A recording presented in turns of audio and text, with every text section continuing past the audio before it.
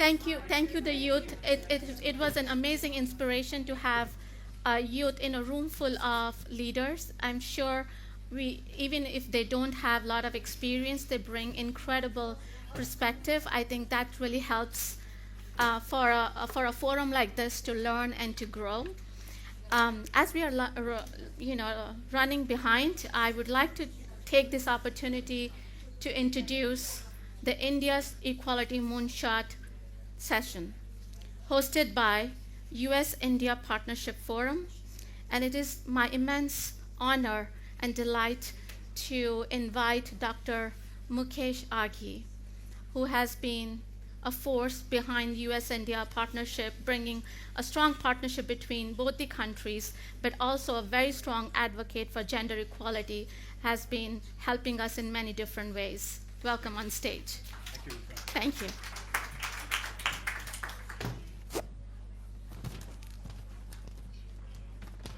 Well, good afternoon.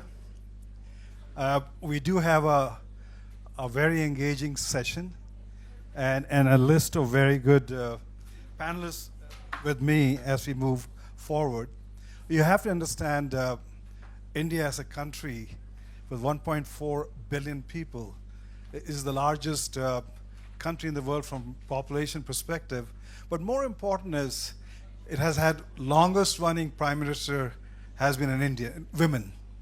And when you benchmark, and I live between both US and India, we have struggled trying to elect a women president in the US itself.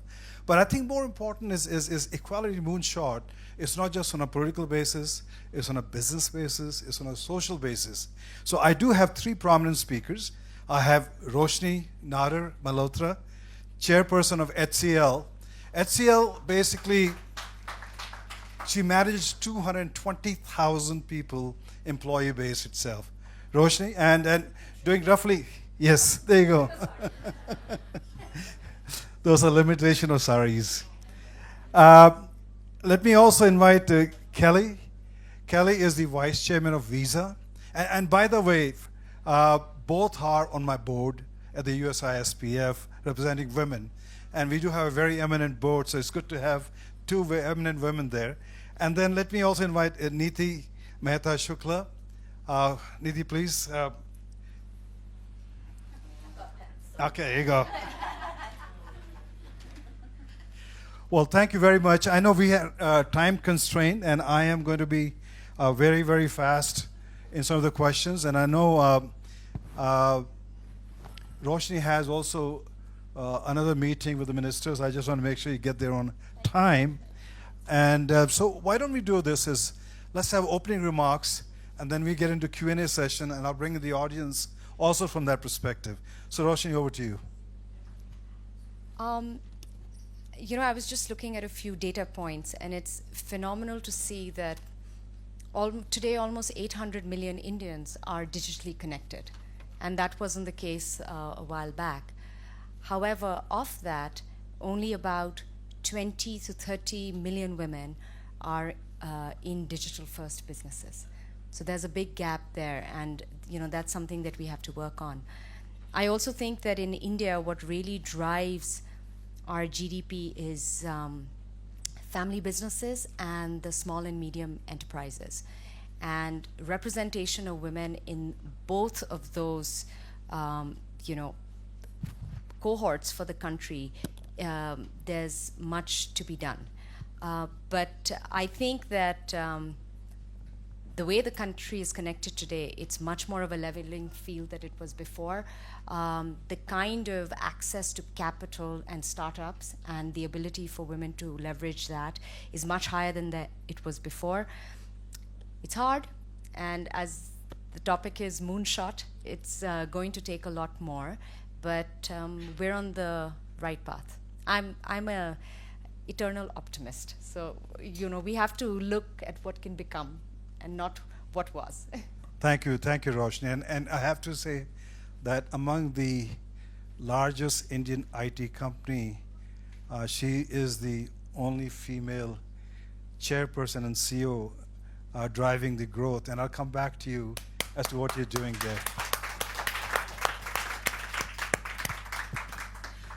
Kelly, over to you. You run a large professional corporate. Thank you, Mukesh. Hi, everybody. It's great to be here. Everybody energized? I know it's getting late in the afternoon. How many of you did a nightcap last night? How many? Come on. Okay, I did. It's really, I mean, you're in Davos, so you're supposed to have a nightcap. It's an honor to be here today. It's an honor to be on the USISPF board and focus a lot of my efforts on India. I feel like I've been here this week and I keep hearing and talking about India. And every conversation I'm in, earlier today I led a panel on economic empowerment, and a lot of the conversation that we were having on the panel was about our efforts in India. I was meeting with the World Bank. We talk about what's going on, what are you seeing in India? India feels like it is everywhere, and it's a topic of conversation. You say, why? Why are we talking about India so much? Well, I think it's kind of obvious. You talked about digital transformation, goes hand in hand with India, economic growth, hand in hand with India, public-private partnership. You see that profoundly in India. And all of those things are about economic equality at the end of the day. So it's truly an honor to be here today to talk more about what's going on in India and dig a little bit deeper from our perspective. I've also had the great pleasure in my career, a very long career at this point, spending a lot of time in India. I was recently in Mumbai and in Delhi. I was also in Bangalore, where we're employing thousands and thousands of people, many women. In our workforce in Bangalore, we are more than 1/3 women in the workforce, approaching 25% in leadership positions. When we opened up Bangalore, thank you, we really were very intentional. I was very intentional about the representation, and we're going to grow tremendously. So anybody in technology, in financial services that wants to get involved in the digital transformation in India, let me know. We're hiring in Bangalore. So a lot going on in India. I'm really excited to be a part of it and talk a lot more about it today. Thank you, Kelly. Neeti? I'm Neeti. Very nice to be here. Thank you for having me. I'm a tech entrepreneur, and I'm a co-founder at Automation Anywhere. We are an agentic AI enterprise platform. So as buzzwordy as you can get, we are there. Please come visit us if you can, but because I'd love to see more women in tech and meet more women in tech, and this is one of the ways to do so. You know, what I love about this moonshot is because I'm a little bit of an optimist, and I think we really do have a moonshot. If we didn't have tech at the spot where it is at today, we really don't have an opportunity to bridge the gender gap. I think the fact that AI is where it is allows us an opportunity to really bridge that time that would have taken otherwise. If we really push that effort as a world, as a society, as a business, as a country, as a partnership, then I think we can get there. If the data sets are as inclusive as we'd like to get, the AI products and solutions that come out will bridge that gap. So for me, it is a moonshot, and I think we're lucky to have it, and I don't want to lose at it. Well, thank you very much. Let me ask you the first question, Neeti. You know, digital helps kind of bring equality, but we are also saying that it's becoming a divider from the perspective of opportunity. And now with the advent of AI, which is just exponentially moving forward itself, how do you basically ensure that women don't get left behind in the new era of AI? You know, I don't think there's a silver bullet, but I do believe that it's a ground-up effort that is needed. I think the panel before us mentioned start at home. Start in your community, start in your organization, start in your country, et cetera, et cetera. And we've seen this made possible. So, you know, you can be what you can see. We've seen that happen. Microfinance changed what it was for women. It did. It changed it in India. And you see it time and time again. You know, I grew up in India. And if I look at I shouldn't date myself, but if I look at myself 40 years ago and today, I see the women much more empowered. Yes, there are pockets and there are rural areas that could be better done and so forth, but how quickly can we move that needle and keep moving it is the question. I'll give you a couple of quick examples. There's an organization we work with called Navjyoti, who's run by Dr. Kiran Bedi's foundation. They do a fantastic job of bringing entrepreneurship to women, entrepreneurship training to women. And we are also training them on digital inclusion and AI where we can. There's another organization, Karya, in India, who does a similar thing. And they help not just train women, but actually give them a way forward from a income perspective. And when you do that, it changes many things, in my opinion. Obviously, bridges the wealth gap, brings them into the digital economy, but unintended consequences. Marriage age is higher because the father's not willing to just let go of that income as easily in rural areas, etc., which as a society will uplift women and allow them then that opportunity to learn more, to do more, to become part of the system. But if I were to look at it from an individual perspective, I think we all bear that responsibility to pay it forward to any and every woman we meet, especially in areas like India, where we have 700 million plus women. And if we don't do it, the whole world will suffer for it. Thank you, Neeti. Roshni, 220,000 employees, 30% are women at HCL. And as one of the leaders in women in every aspect, from business side, you're doing tremendous work on the social side, especially on the education. What more do you think we need to do to keep on driving that equality, both in the business and also in the community? So if I just talk about business, I'm a chair of a tech company, but I'm not an engineer. So when 5 years ago I assumed the role, and given that at least in the tech world, the average age seems to be coming down. It used to be 27, now it's 24. The younger people were digital natives, now they're AI natives, and the experience that they are having with AI in their personal lives and in their daily lives is so different than what they see in enterprise software. They come to work and they're like, what is this? But because I was reflecting as a non-engineer, one of the questions that I had 5 years ago was, can an IT services and software company based in India actually create a workforce within the company servicing customers all over the world, but those people don't have to be engineers anymore? And I'm also a trustee, and our family is a founder of 2 universities in India, which are in the top private engineering colleges. But between school to engineering college, you already see a big drop-off in women. And then from engineering college to the workplace, that's when the percentage of that 30% actually gets represented. So I started with 100 students. We designed a HCL SAT test, and these were students who just graduated from grade 12. Our only condition was that you should study math, and we designed a HCL SAT test, and we put them through the test, and 100 of these young engineers, non-engineers, just fresh graduates from school with absolutely no degree, joined HCL.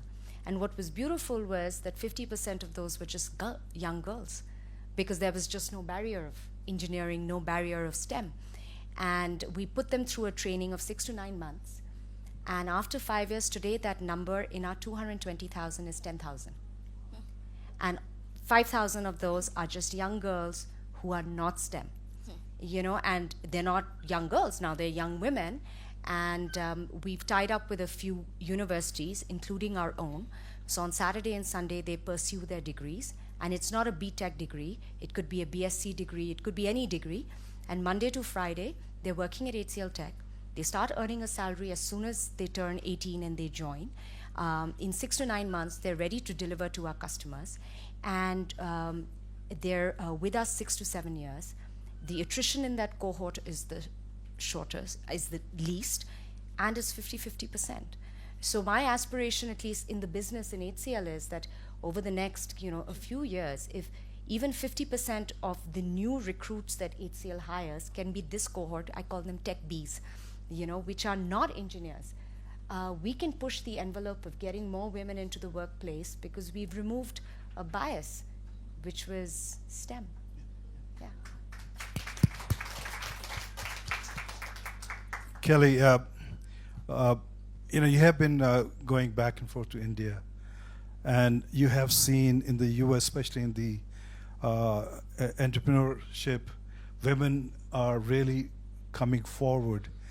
And what is behind that momentum when you see more and more women entrepreneur coming in the U.S. environment, and how can we leverage that and see we can translate that to the Indian environment also? Yeah, this is a global issue for sure, and it's about more women getting into the digital economy, more women entrepreneurs, getting the self-confidence and the skills and the capital to enter and to have their own businesses and to hire people. And I firmly believe, as do so many, the more women that you get into positions where they're owning a business in particular, the more they give back to the community. We know this. They give to their families. They raise up the entire community. So I believe, and as the founder and the chair of our foundation at Visa, that's my focus. I focus on women entrepreneurs around the world and in India to bring them into the workforce, to give them what they need, and then enable them and empower them.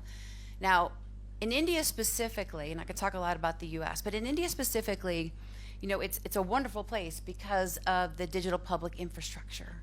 India has done an amazing job in terms of digitizing data and identification and payments. It's wonderful. Access.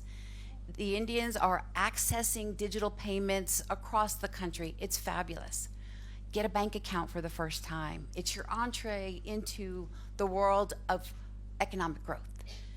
Phenomenal. However, a lot of women, once they get there and get the account, don't use it, don't do much with it. So access alone is not the answer. It's access to begin. So we begin by bringing women to the digital economy, and then we think about women who want to start their own business as a way to help their families and their communities thrive. What do they need specifically?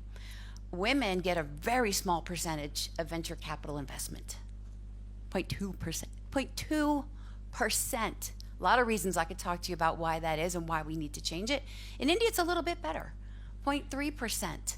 Still, how tiny is that? We're 50% of the population, we're getting 0.3%. It's not right. So what do we do about that? Well, we really focus on making sure that women have access to capital. So the way that we run our foundation is, one, we give grants, and I can talk more about that, but I'm very proud of the fact that we also invest. We invest in women-owned venture funds. And when we invest in a women-owned fund, that fund then invests in women businesses, and we find great women-run funds around the world. We've invested almost $100 million in them. And then what happens is, because the Visa brand, so you might be in the early stages of starting a fund, and I meet you and we talk and I think you've got it, and I don't bring the bias that a lot of people bring to venture capital investing. And I say, okay, I'm gonna give you money, I'm gonna invest in you. And guess what? You get to use the Visa brand, one of the best known brands in the world, when you go out and seek other investors. So the amplification, you then go raise hundreds of millions of dollars because I get you started, use the brand, and then you are empowering how many other women down the chain. It has a multiplier effect, which is a wonderful thing. And whenever I talk about anything, including how we run the foundation, there's a business case, right? There's a business case. When I invest in the great women that I'm investing in venture capital these days, I'm running around 19% returns. So when I get 19% returns from women through that chain, I keep investing in more women. So it's a really wonderful model that we have, and there's one fund in particular that's in India called Elevar Equity, and I gave them about $5 million. I helped 40 women entrepreneurs and hire more, and then they're bringing the returns to me, and then we keep turning it over. But I really like when I hire women venture funds, they're focusing on women businesses in India to enable and empower them through capital. Thank you. If you look at a couple of years ago, India sent this mission to the Mars successfully. And the cost of that overall mission was less than the movie Gravity, which was made about the Mars. But more fascinating is the picture which was taken once it was successful in the control room. Almost 70% were women driving the whole mission. So we did an analysis, and when you look at all those women, 70%, not a single one was from IITs. These are premier, they came from B cities and second tier cities and got the engineering capability and learning from that. So what it shows is that if you provide an opportunity to women, regardless of its IIT or not an IIT, they can drive their way to success in a very efficient and effective manner. So Neeti, coming to you, you are in the AI space, you are in the automation anywhere. STEM does become critical, and doesn't have to be, girls don't have to go just to IITs, they can go anywhere and drive the change. What are your perspectives? So a little bit like Roshni, we were 4 founders when we started Automation Anywhere. I was the only non-engineer. So I don't think it's a requirement at all. I think your curiosity, your capacity for learning, your wanting to learn, and then embracing the opportunities that may or may not fall behind you, or trying to create those opportunities, those are all important, of course. There are success stories everywhere. The question is, can we make it systemic? Can we make it scalable? Can we inspire these young girls, like HCL is doing maybe, to say, you know what, if you are STEM oriented, great, we've got you, we're behind you, we're going to make it happen. If you're not STEM oriented, we got you, we're behind you, we can make it happen. The point is, we're trying to bring more women into this next generation of frontier technologies. We happen to be in the age of AI, we happen to be in the age of automation, and they need to be part of the equation. Doesn't matter what you're studying, what you're not. So I think that's it didn't stop me. I don't think it should stop anybody else. Well said, thank you. Roshni, when you have presence in definitely metropolitan areas, but you also now moved into tier 2 cities and tier 3 cities. And there's a cultural challenges there because women are not seen so much in the tech world. How do you inspire them? How do you scale that, bringing women from these tier 3 cities into a global organization such as HCL? So, Mukesh, there was something Shiv Nadar, who's the founder of HCL, used to always say, and it's from that film, A Field of Dreams.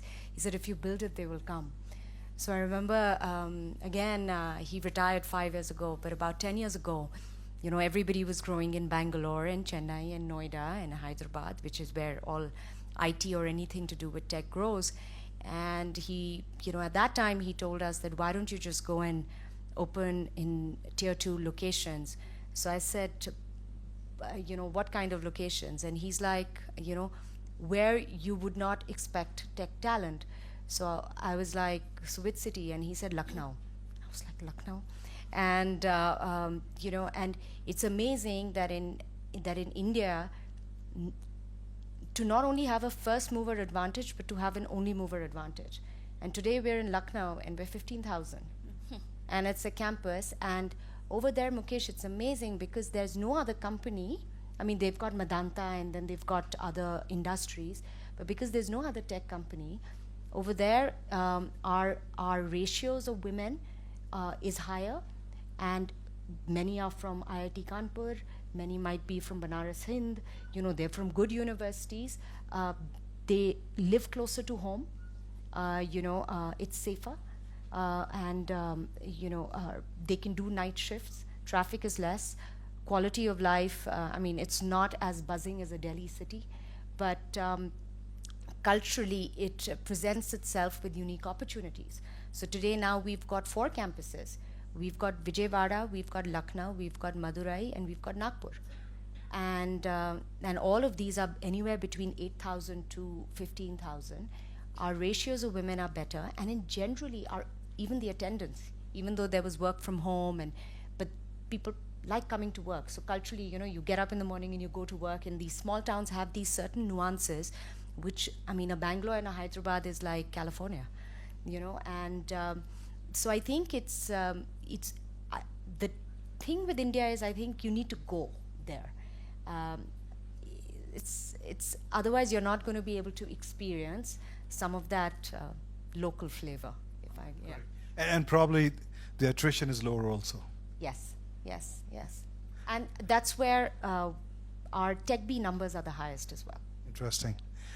Kelly, one thing I saw when the multinationals move in to a newer geography, and I saw that like when the multinational banks came to India, they put a lot of pressure on the Indian banks to raise the bar on providing services.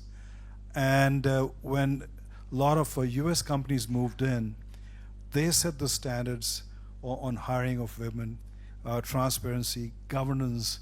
So from Visa's perspective, what are you doing to drive towards that moonshot in India? Yeah.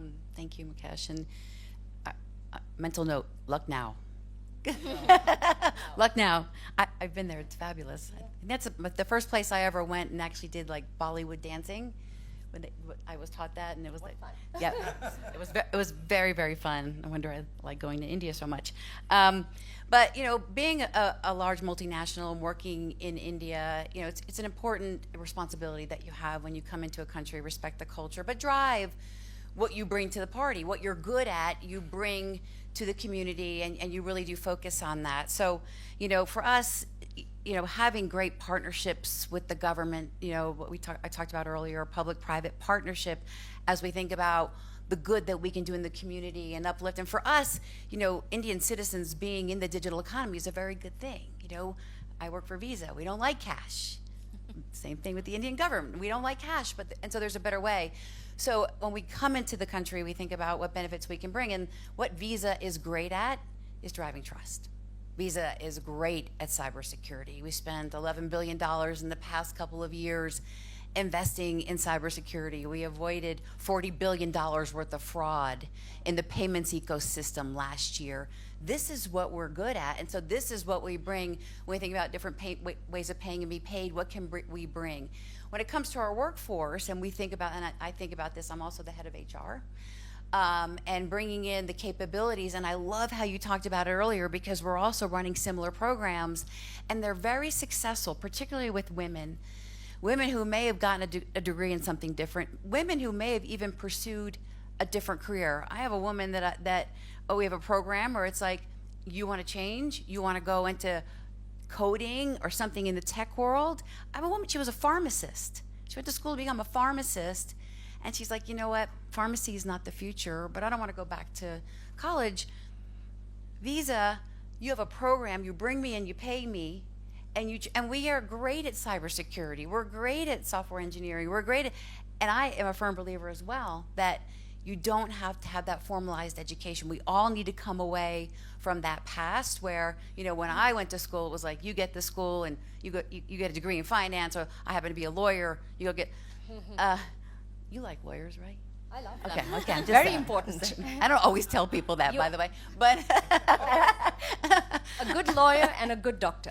Very important. Very good to have in your life. But we're having great success in thinking about alternative education and thinking about our responsibility. Again, when we're working in any country, I feel very strongly, have an obligation to uplift that society and be very thoughtful about that. And running the foundation, I make the decisions about a lot of that. But how we run our workforce, I make the decisions about that too. And we've been very intentional. We'll continue to be intentional here. And we're going to double in size soon, maybe in Lucknow. Or we can talk later. Do programs together, but that's how we think about it. But again, it starts fundamentally with public-private partnership, and we also spend a lot of time with the Indian government. We launched a new program. This isn't necessarily benefiting me, but it's benefiting India, where the Prime Minister is really focused on tourism. bringing tourists into India. So we meet and we talk about the fact where we're a global network. When people travel, they're using our products. We have a lot of interesting data about why people travel, where they go, why, how they spend, what they like to do. We'll share that data with you to help you aspire to your goals in partnership with us. We are also launched a program where we're training 20,000 to begin young people in tourism skills, so that when people like me come to visit India for vacation, not for work, which I'm hoping to do soon, you've got the people trained up, and we invest in that training alongside the government, a really strong public-private partnership example. Go ahead. Yes, yeah, I'd like to add something there, just from a tech perspective. The other good thing, I think, where we are right now is tech is becoming more and more accessible. A lot of tech is now low code, no code. And that's actually a great opportunity for reskilling and upskilling. So people don't have to kind of change careers necessarily. They can augment careers, they can transition careers, they can have two careers. They can, be part of the gig economy as well as the tech economy. So just the fact that these tools are now available to learn and to digitize, so to speak, skilling, allows us that opportunity. And I think India should embrace that opportunity. I think women should embrace that opportunity, because it's very hard for a woman, just in general, doesn't matter what her age, to actually put everything on hold for 2 years and go train on a new thing that she wants to train on. It's just very, very hard. And so having that ability to do so in bite-sized learning, low code, no code, etc., can really help. And I think that's not being touted enough, and it's not being pushed enough, and we should. Absolutely. I know Roshni has to rush to the minister meeting. My question to you before you leave is, your learnings on running a large organization, what word of wisdom you want to impart talking about the India moonshot on women equality? Oh my God, I'm still so young in my journey. I have been at HCL for 17 years, although in this role for 5, so it's been a little longer than a minute. But and I was a film student, working at Sky News as a news producer, and then I was told by my father, please do something normal. And I was like, what's normal? He said business school. I was like, okay. And that's how I kind of made my way into HCL after business school. But I think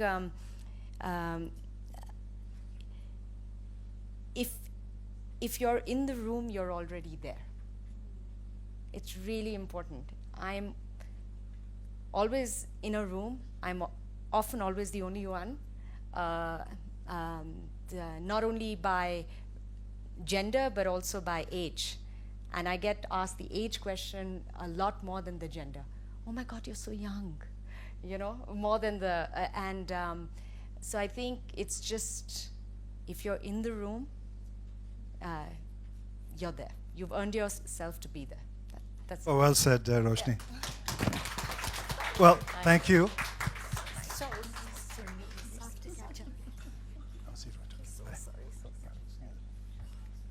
Let's continue. I think what I'd like to do is basically open the forum for Q&A. And if you have a question, please raise your hand. One in the back there. Yes.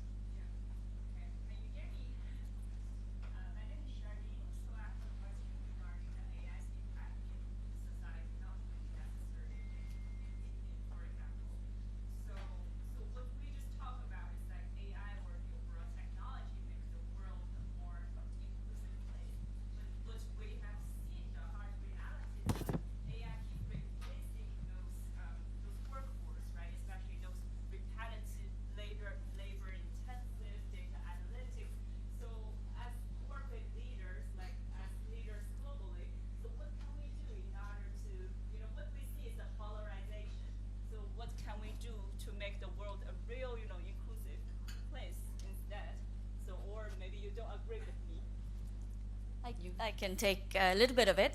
I don't think we have ever made progress in history without some level of change happening systemically. And that includes certain jobs being obsolete, or certain jobs being taken away, and certain jobs morphing. I'm maybe again dating myself, but saying, there was no woman or man put on earth to transfer data from Excel to another application. That's just not our X factor. Automation and AI should do things like that. And we should do better things. And that's been the truth across all industrial revolutions. We don't drive horses anymore. We, don't have telephone operators that basically just connect people and listen into conversations. Those are how shall I say, rungs of progress that we just have to go through. Now, what we can do better, because we've been through history and because we've been through 3 industrial revolutions before us, is we can help transition people a little bit less disruptively. So the reskilling programs, the upskilling programs, looking at inclusion right from the get-go, making sure AI has guardrails, making sure we're talking about those guardrails, making sure data is inclusive. In fact, I think, it's a side topic, but I'll mention it, is that one of the ways we can make data more inclusive is by using AI, because we can substitute real data with non-real data, at least till we get the real data. But we couldn't have done it without AI. So in my opinion, if we believe that these technologies and this progress will lead to better society in the long term, then all we need to do is make sure that we transition well, we're very empathetic to it, we're very understanding of it, we're very conscious of it, and making clear but sustainable goals towards it. So in my opinion, jobs are not getting replaced. This is just progress. And jobs that we are not meant to do, we'll do much better jobs. We'll do much more creative jobs that we haven't even thought about.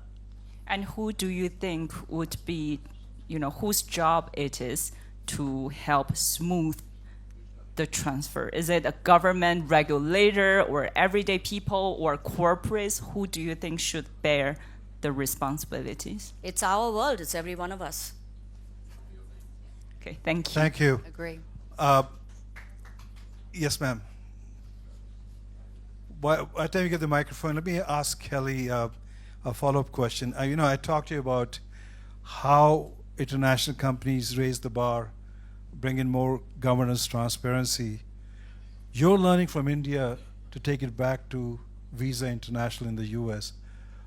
Where do you think US companies can learn from India and bring that change? I think in so many ways, again, I gave you some examples of where India is really excelling in the world, and I think there's always so much that we can share between us. I think that we do a very good job of doing that. Our governments do work closely together, and we're constantly sharing. And the corporates corporate executives like myself, that have a presence in India, we don't just talk about India. Like we go to India to experience it firsthand because we're so impressed with some digital public infrastructure, like I talked about, is a wonderful phenomenon, and it's something that should be replicated, and we want to go and learn about it and participate in it. So I think it's definitely a two-way street, but like I said, there's things that American companies do well that we bring and share. Cybersecurity is one of the things I talked about, for example, and then all the great things that come from India. So it is really a priority for us because we really do want that deep partnership and work together. Thank you, Kelly. Ma'am. Hi, thank you so much for your talk. It's very interesting. What I found really interesting is actually there was a lot of focus on STEM, a lot of focus on getting digital literacy there. What I didn't hear so much of was how, when you talked about microfinancing the women, which is amazing because I try and encourage that as well. But what I didn't hear so much about, and which is I'm an advocate of, is teaching women and children finance. Oh, yes. Yes, Absolutely. So they're not going to get anywhere without finance. So yes, doctors are important, lawyers are important, but I think accountants are even more important. I agree, and I'm sorry that I glossed over that, but that is fundamental to what we do with our partners when I talk about education and training. Basic finance. I mean, how are you going to succeed as an entrepreneur or almost at anything if you don't understand basic finances? So we have a lot of investments and a lot of programs that begin with that as fundamental, and we deliver it through our partners in places around the world in a very digestible way. And I talk about this, and I come from consumer products, so I'm always based on consumer insight. what does that user need? Let's not start here. Let's start there. And if they have a phone and we can get it to in an app that they can do some of the time when they have a moment, when they're not doing other things in their lives, but really digest it and repeat it, and it actually drives impact because I measure that. Hugely important to help the women entrepreneurs I was talking about. But you're raising another really good point, and I've been on several panels about financial empowerment and venture investing in particular, which I think is a huge unlock for women-owned businesses, and we really need to change the game there. We need more women in finance. Like you, more women that, and it's a world, you know, sometimes, you know, Visa itself is sort of a financial services technology hybrid. That's what we are. Like, we run the software and the hardware that drives the transactions in millions of a second around the world all day long. We're financial services, though, that is fueled by technology. When I joined 11 years ago, there weren't a lot of women, right? It was just, but we are really intentional about that and making sure that we're doing that. And I have programs where I'm providing scholarships to women to make sure they get the degree of their choice, because maybe they can't afford that, but they have the potential. So we really need to look at the whole ecosystem when it comes to financials and women, and get more women in banking. And not only that, I think that it should begin from much younger. So I'm more empowered in trying to teach children financial literacy. Yes. I mean, my son, he's 10 and he's an entrepreneur. Yes. So I think if it began from a younger age at school, by the time they get to an older age, women. You're absolutely right. And we have programs, and we teach basic finance with digital comic books or football or soccer, depending on the country you're from. And we teach financial literacy, again, meeting them where they are, what they're ready to receive, what they want to do. They want a game. So why can't I teach them financial literacy in a video game? That's the kind of programs that we roll out as well. So thank you. I'll add something I learned over the last 2 days, which I didn't know before, was in 5 years' time, by 2030, 50% of the world's wealth will be controlled by women. And that's now, right? Yes. So your point is really well taken. I think if we are controlling the wealth, we better know how to take care of it. But more importantly, I would ask every one of you, you know, we think it's not natural or easy for us to understand finance, maybe because we are not exposed to it, et cetera, et cetera. But the women I meet, I always tell them, I don't know a mother who has never stretched a dollar. I just don't know that. And to me, that's finance. That's understanding where to put your money, how to put your money, how to make it work, and what to do with it. But to your point, the formal education, the formal literacy of finance is super important, and it's even more important in India, where most of the wealth will grow over the next 2 decades. So your point is really well taken. Thank you. Can somebody pass the microphone there? But let me just ask Kelly a question while you get the microphone. Kelly, we're talking about equality moonshot.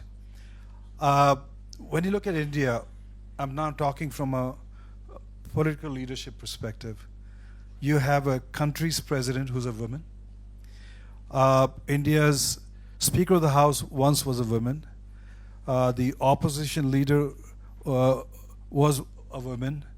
And it also had once the longest serving prime minister as a woman. But in the US, we failed to elect women as a president. Any thoughts?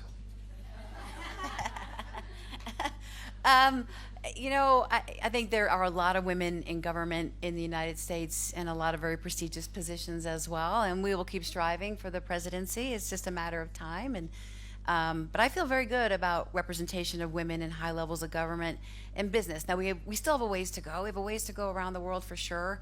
But we continue to work on it. I'm really optimistic that we'll all get to the rightful place. Thank you.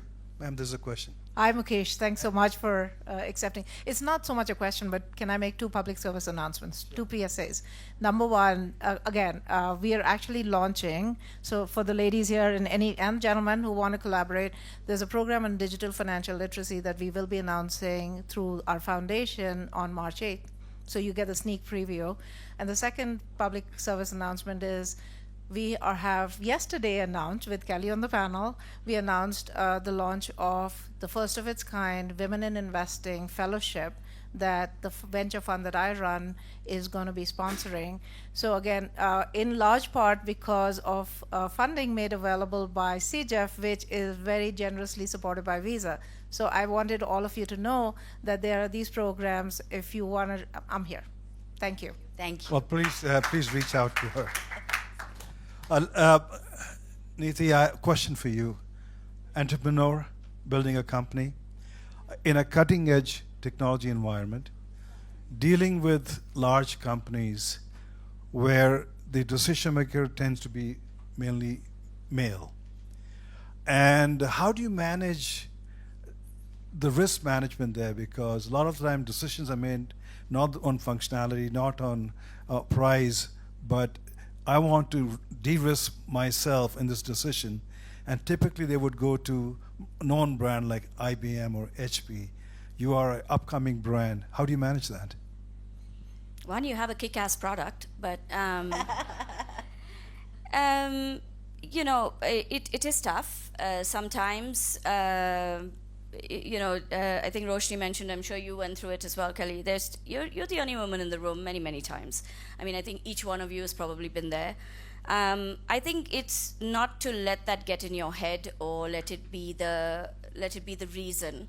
I am a little bit a dog with a bone, I guess, in some ways. So if you want something good enough or hard enough or well enough, then you go after it, and hopefully the voice of reason will prevail. Sometimes being a smaller or an upcoming organization, they do understand that you are hungry, number one.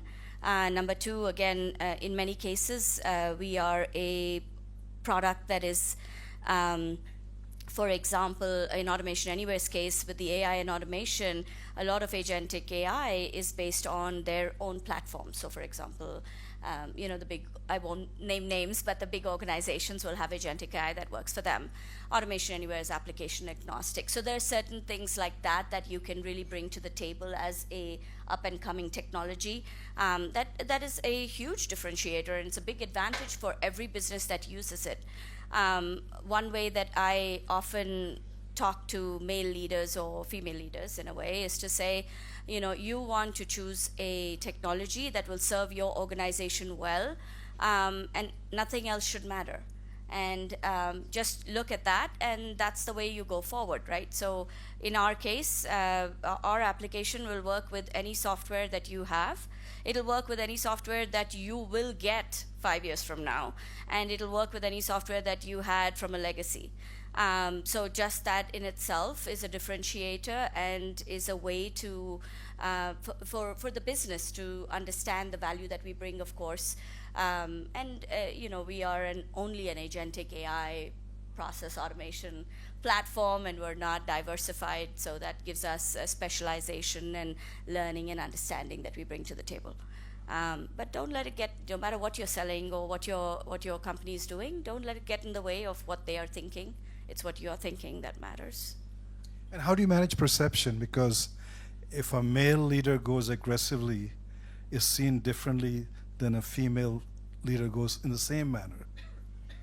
Yeah, they'll probably, the light bulb will come on, hopefully sometime in their life. But you know, it is what it is, right? Like, we've all been there.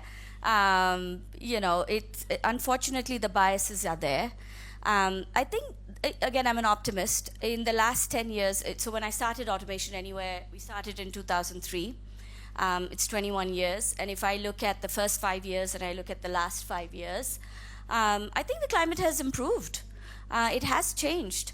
It doesn't mean it's perfect. It's nowhere near where it's needed. But I do see awareness, and I do see people trying, if not anything else. But it's a journey. It's tough. We have to keep talking about it. We have to keep educating it. And you know, like I tell Rupa, this is just a fantastic forum, because not only do you see like-minded women, you're able to engage and network and talk. But it would be great to have all the women on this side and all the men on that side, so that becomes a two-way conversation on learning from each other versus an echo chamber. Great, thank you. Let me ask Kelly, when you look at India's equality moonshot, how do you envision that going forward? What would be that moonshot? I think the moonshot in India and anywhere should be 50% representation in every level, in every job, in every industry around the world. That's where we deserve to be. That's, it shouldn't even be called a moonshot. It should be called our reality. But that's where we should go. We should go there as quickly as we can. Again, I think we're very optimistic. In my job, I have been in corporate work for a long, long time, and I am so impressed with the young women that I meet. I meet them, and they're confident, and they're smart, and they have a voice. These parents are raising these kids well, because I found it difficult to do what a young woman right out of college will do with me right now. She'll come right to me and be like, okay, I got a lot of hard questions for you right now. I'm like, bring them, sister.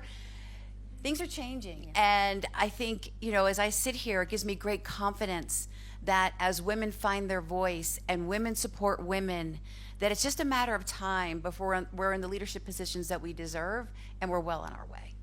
Thank you, Kelly. Neeti? What she said. Okay. It's global. It's global. It is global. So I'm being told to close the session. Obviously, what you're seeing is change for the positive. Things are moving in the right direction. We still have a long way to go. Overcome some of the impediment culturally, politically. So I just want to say thank you on behalf of the audience for taking the time.